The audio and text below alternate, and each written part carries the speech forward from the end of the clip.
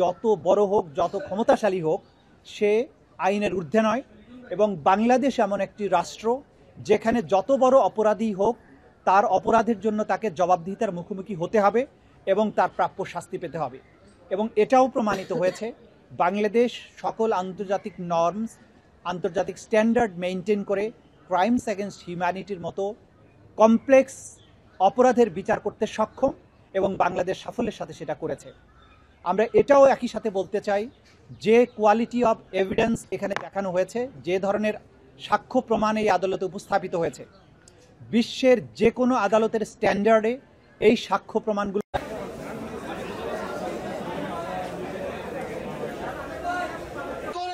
আমাদের ওখানে জাগ্রত জুলের পক্ষ থেকে একটা লিস্ট আছে, এই লিস্ট আপনারা সকলে প্রকাশ করবেন। আপনারা যারা আমাদের সাথে আছেন আপনারা থাকেন, আমরা আপনাদের সাথে এটা তদন্ত করতে হবে, ভালো করে তদন্ত করে দেখতে হবে সে কি ফাঁসির আসামি কিনা।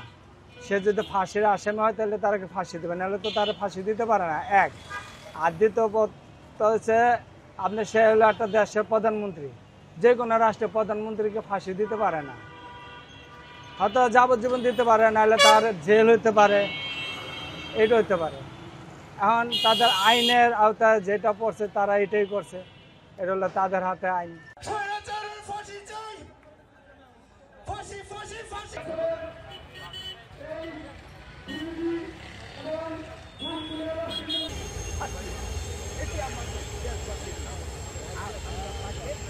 তার ফাঁসি দেওয়ার কোনো ইয়ে না, এটা তো আইন না একবারে মামা।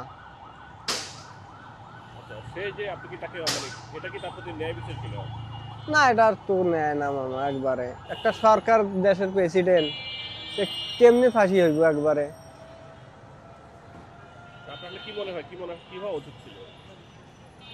বিচারে যা আসবে সেটা আসলে ওইটাই ভালো হইব, যে যেটা ফাঁসি ছাড়া যেটা রায় হইব।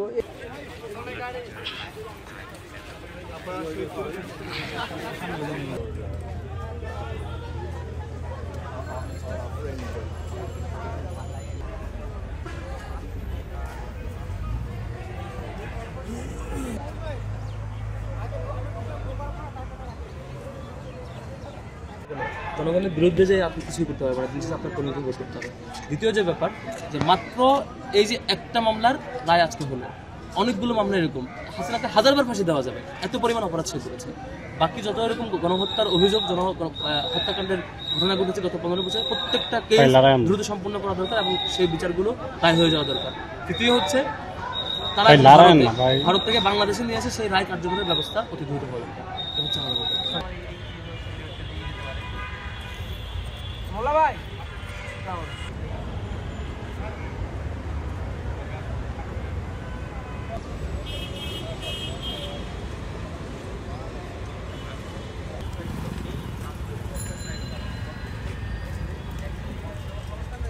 তারা নানানভাবে এই রায়কে প্রভাবিত করার জন্য, ভয়ভীতি দেখানোর জন্য সন্ত্রাসী কার্যকর্ম করেছে, বাসে আগুন দিয়ে মানুষ হত্যা করেছে, বোমাবাজি করেছে।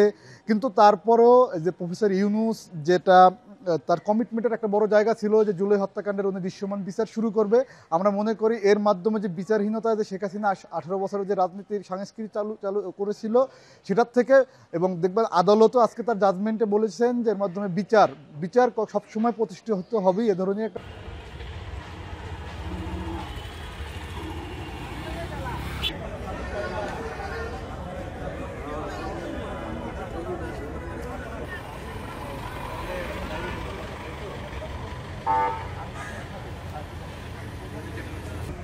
যে আসলে সংবাদ সম্মেলন করেছিলেন, অর্থাৎ আর সেখানে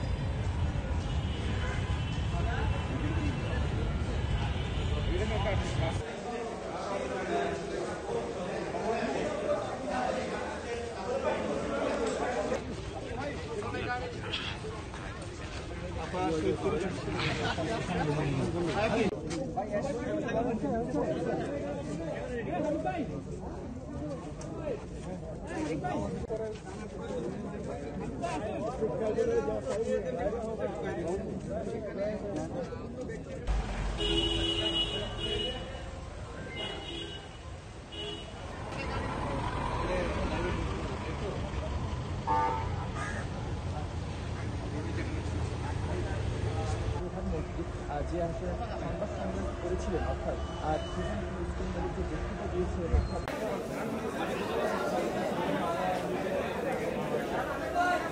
করেন আমাদের ওখানে জাগ্রত জুলের পক্ষ থেকে একটা লিস্ট আছে, এই লিস্টটা আপনারা সকলে প্রকাশ করবেন।